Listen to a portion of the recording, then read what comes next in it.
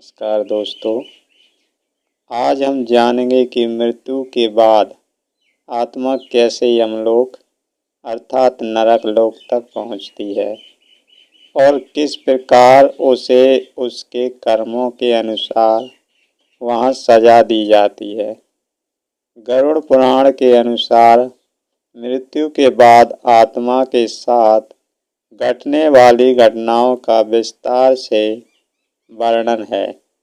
इसके साथ ही यह भी बताया गया है कि नरक लोक में कैसा वातावरण होता है और किस प्रकार के कर्मों के लिए आत्मा को सजा भोगनी पड़ती है।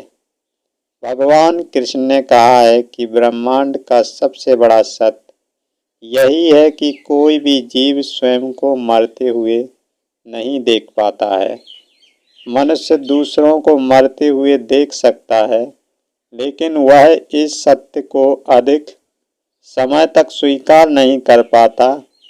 उसके क्षणिक रूप से मृत्यु का भय होता है, लेकिन जल्दी ही वह इस सत्य को भूलकर जीवन की भौतिकता में लग जाता है। गरुड़ पुराण के अनुसार हर जीव, चाहे वह मनुष्य हो, पशु हो या दानव हो, सभी को एक दिन अपने शरीर को त्याग कर यमलोक की यात्रा करनी होती है। यमलोक की यह यात्रा बेहद कठिन और कष्टपूर्ण होती है।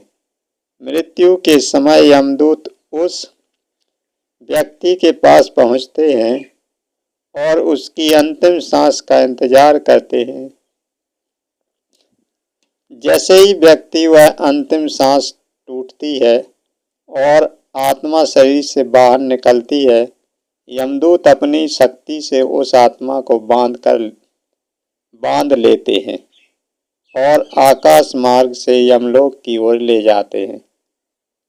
गरुड़ पुराण भगवान बताते हैं कि धरती से यमलोक की यात्रा में आत्मा को अपने कर्मों का हिसाब देना पड़ता है और उसे कर्मों के अनुसार अलग अलग नरकों में सजा भुगतनी होती है। नरक में अलग प्रकार के कष्टकारी स्थानों का वर्णन है, जैसे अग्नि कुंड। यहाँ आत्मा को उसके पापों के अनुसार आग में जलाया जाता है। कई पापी आत्माएं इस कुंड में जलते हुए अपने परिजनों को पुकारती हैं, जोर जोर से विलाप करती हैं, परंतु उन्हें इस कष्ट से कोई मुक्ति नहीं मिलती।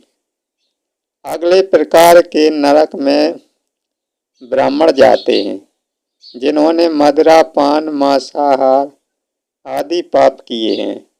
इस नरक में उनके चारों ओर सांप और बिच्छू, कीड़े मकोड़े होते हैं जो उन्हें काटते हैं। इसी प्रकार जो लोग दूसरों की संपत्ति को जलाते हैं, उनके घरों में आग लगाने या उनके खेत नष्ट करने का पाप करते हैं, उन्हें तेल से भरी कढ़ाई में उबलते हुए तेल में डाला जाता है।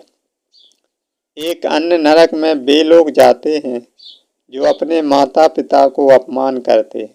इस नरक में वे अपनी यातना को सहते हैं, जोर जोर से चिल्लाते हैं कि मुझे बाहर निकालो, मैं जल रहा हूँ, परंतु उनकी कोई सुनवाई नहीं होती।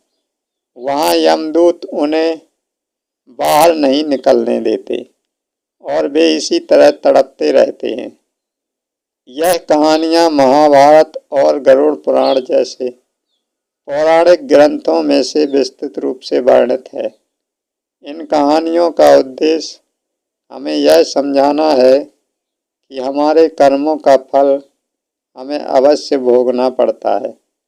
इसलिए हमें अपने जीवन में सदाचार, सेवा और करुणा का मार्ग अपनाना चाहिए, ताकि मृत्यु के बाद हम कष्टकारी यमलोक की यात्रा से बच सकें। तो वीडियो कैसा लगा, लाइक, सब्सक्राइब, शेयर जरूर करें।